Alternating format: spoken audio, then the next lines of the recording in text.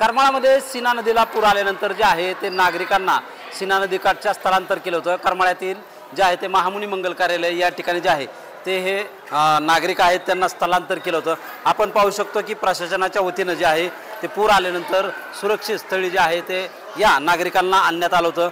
या ठिकाणी महिला असतील, वृद्ध महिला असतील, तसेच नागरिक असतील, लहान मुलं असतील, हे देखील या ठिकाणी प्रशासनाच्या वतीनं जे आहे ते त्यांना या ठिकाणी आणण्यात आलं आहे। आपल्याबरोबर त्या ठिकाणचे काही नागरिक आहेत त्यांच्याकडून नेमकं जाणून घेऊया। बाबा काय सांगाल, कशा पद्धतीनं पूर आला, तुमचं गाव कुठलं नेमकं आणि काय सांगाल?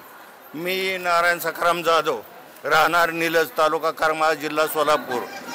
सीनामाईने आमच्या तिथनं सीनामाई वाहती, सीना नदी वाहती, तिने असं उग्र रूप धारण केलं की आमची जमीन जवळजवळ माझं 5 एकर क्षेत्र ऊसाचं पाण्यात आहे आणि माझी घरदार पाण्यात आहे। आमचे सगळे लहान तोर गाववाले हे बोयाचं घर पाण्यात आहे, सगळी पाण्यात घर आहेत, त्यांच्या जमिनी पाण्यात आहे। अक्षरशः आम्हाला काय बोलावं काय नाही हे सुचत नाही, आमचं हृदय भरून येते साहेब। काय करावं या परिस्थितीत? ही निसर्ग आपत्ती आहे, याला शासनाने जास्तीत जास्त 100% मदत करावं आणि आम्हाला कर्जमुक्त करावं हीच शासनाला विनंती। आणि या ठिकाणी आम्ही आज 3 दिवस झाले मंगल कार्यात आहे। या मंगल कार्यामध्ये संतोष वारे ही एक खरंच व्यक्ती, त्यांनी जवळजवळ 3 दिवस या ठिकाणी अक्षरशः सकाळ संध्याकाळी येऊन परिस्थिती आमची पाहून आम्हाला चांगली मदत केलेली, कुठल्या प्रकारे केली हे त्यांनी आम्हाला सगळं पुरवलेलं आहे। महेश चिवटे असतील, तुम्हाला सांगतो जोळ सर असतील, शासनाचे अधिकारी असतील, आम्हाला इथं काही कमी पडू दिलं नाही। पण आम्हाला ही खायचं सुद्धा सुधारणा हो साहेब, आमची एवढे हाल आज झालेले आहेत, आम्हाला काहीच कळेना। या परिस्थितीचा आम्हाला सगळ्यांनी मदत केली, त्याबद्दल वाव काहीच नाही। शासनाने आम्हाला चांगली मदत केली, आरोग्य खात्याने मदत केली, नगरपालिकेने मदत केली। या ठिकाणी भले मोठे टॉयलेट आणून ठेवलेत, सणाची सोय, पाण्याची सोय, सगळी सोय झाली, पण करता काय? आमचं सगळं ध्यान कुठं लागले? आमच्या घरावर, आमच्या जमिनीवर, आमच्या त्या ठिकाणी काय झालं असन काय नसन आम्हाला काहीच सांगता येत नाही। किती लोक आहेत, कुठल्या गावात? हे आमच्या गावचे जवळजवळ 200च्या पुढे 200-250 लोक आहेत या ठिकाणी। निलजची खांबोडे आहे, बोरगाव आहे, ही बरीचशी लोक आहेत, म्हातारी आहेत, कोतारी या ज्यासारखी माणसं आहेत, बाळातीन एक बाई आलेली, लहान मुलं आहे तिला, अशी बरीचशी लोक या ठिकाणी आलेले आहेत। सगळ्याची मदत झाली, मदतीबद्दल आमचं काही सुद्धा मत नाही, पण शासनाने आम्हाला 100% मदत द्यावी आणि आम्हाला या कर्जमुक्त करावं। जे आमच्यावर बोजा आहे त्यातनं आम्हाला मुक्त करून या परिस्थितीतून आम्हाला वर काढावं आणि एवढीच आमची विनंती। तेच आपण टाकतोय या ठिकाणी। आजी देखील आहे, आजी काय सांगायचं तुम्हाला? आता काय पाण्यात आहे घर, गुर, जनावर, आम्ही निघालो कसं तरी बाहेर, आता काय सांगावा? सरकारला काय मागणी? आता सरकार काय देईन ती मागणी करावं लागन, त्यांनी काय मदत केली राणा नीट कराया ह्याला तर बरं होईल। सगळे वाहून गेलंय, काही नाही राहिलं, फार घराईने पाणी शिरलंय। नक्कीच या ठिकाणी अजून देखील नागरिक आहेत आपल्याबरोबर, त्यांच्याकडून देखील जाणून घेणार आहोत। काय सांगाल ताई, कशा पद्धतीने नुकसान झालंय, काय मागणी असणार? आम्हाला काही शेतीवाडी नव्हती, आम्ही इकत धान्य घेतल्यावर सुद्धा आमचं भिजलंय पूर्ण, आमचं बंगल्याबरोबर पाणी सगळं भिजलं, आमच्या घरात काहीच पण राहिलं नाही। आता जायचं म्हणलं घरी तरी आम्ही कुठं राहायचं हे आम्हाला पंचायत, कुणाच्या घरी जावं, कुठं खावं, कुठं राहावं, लहान लहान लेकरं राहते, आम्ही काय खायचं आता घरी गेल्याच्या नंतर?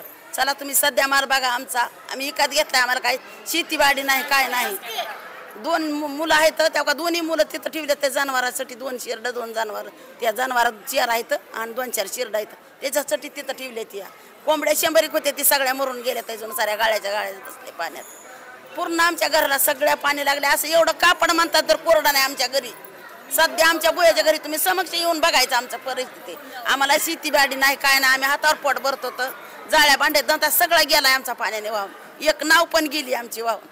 मी सध्या बघा येऊन तिथं एवढी आमची मागणी तुमच्याच्याने काय, आम्हाला फक्त आता गेले तरी आम्ही कुठं राहायचं, फक्त एवढं बघायचं आमचं। सगळ्या गावाला विचार, आम्हाला घरदार आहे, पाण्यात आहे का सध्या म्हणून। नक्कीच या ठिकाणी जे आहे ते आपण कुटुंबाच्या देखील जे आहेत ते प्रतिक्रिया जाणून घेणार होतो। दिदी देखील या ठिकाणी आपण पाहतोय, लहान मुलं देखील आहेत. दिदी कितवीला आहे, काय सांगशील? शाळा तुझ्या आता कशा पद्धतीने आहे? पाण्यात आहे. पाण्यामध्ये शाळा आहे.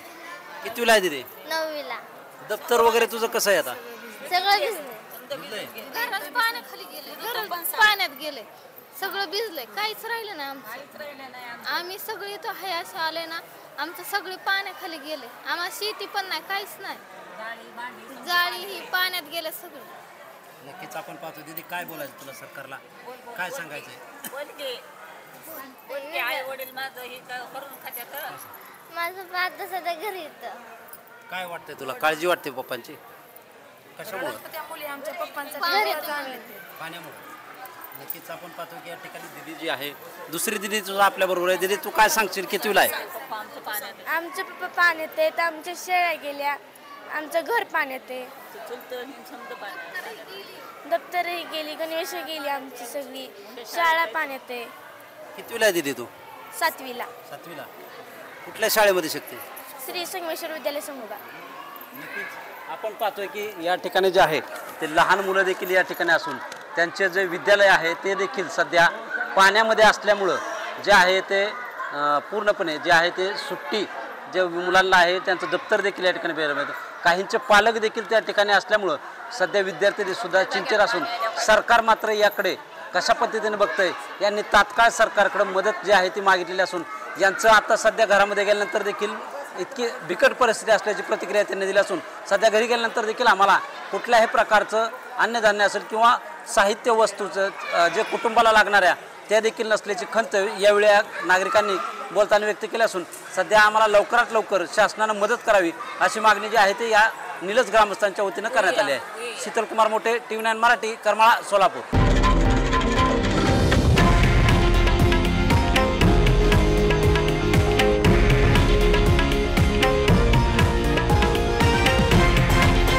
हे आहे देशातील नंबर 1 न्यूज नेटवर्क आणि आपण पाहत आहात TV9 मराठी, एकमेव.